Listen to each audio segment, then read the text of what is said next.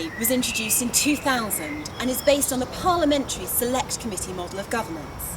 This is where groups of MPs hold inquiries into issues and make recommendations. Scrutiny is the main activity for most councillors who are not members of the Cabinet. It works to the common aim of improving services for the local community. The full council is responsible for the budget and policy framework. It is then up to the Cabinet to take decisions and make things happen. Scrutiny committees are independent of Cabinet, and each committee determines its own agenda.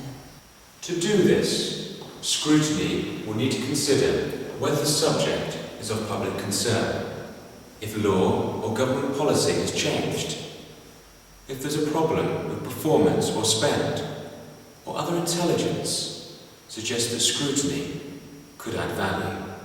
It's best practice to only look at a few issues at a time. These topics could be Cabinet decisions, service reviews, or areas for policy development. All scrutiny committees are held in public, with formal agenda and minutes. Any members of the public or organisation can come and sit in during a meeting, or watch the live webcast. It's important to remember that scrutiny does not make decisions.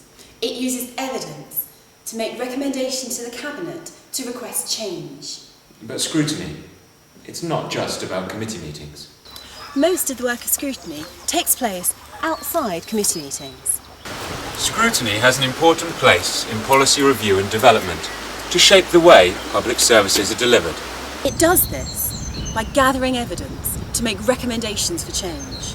This means listening and understanding how we do things and how we might do things better in the future. Members may scrutinise decisions as to whether the right action is taking place, or review services or policies as to whether these are working effectively. The scrutiny officer will carry out research to help frame the direction that the review will take. No prescriptive way of running a review. There are no limits. There are no confines. It may be a piece of work that can be considered in a spotlight review, which is a task group in a single day. More often, a schedule of meetings are arranged to examine the area in some detail. Scrutiny uses qualitative evidence to bring colour to the issues. This is usually by calling expert witnesses to share their experiences. The task group will identify people to talk to at the start of the review, and they may add to this list through the investigations. The witnesses will include service users, relevant stakeholders, interested parties, and other staff.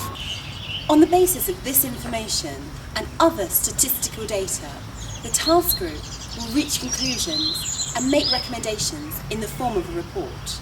Once the task group has made its final report, and this has been agreed at committee, it's then up to Cabinet to decide to take action. This is not the end! Scrutiny will have to follow up the recommendations to see what progress has been made.